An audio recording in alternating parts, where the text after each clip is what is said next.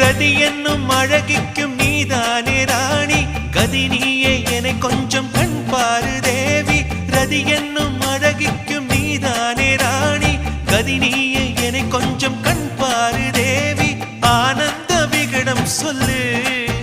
என்னை பேரின்ப நதியில் தள்ளு ஆனந்த விகடம் சொல்லு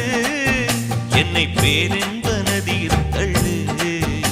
நான் பாக்யாதிபதியானேன் உன்னாலே கண்ணே உஷா பசும் பொன்னே உஷா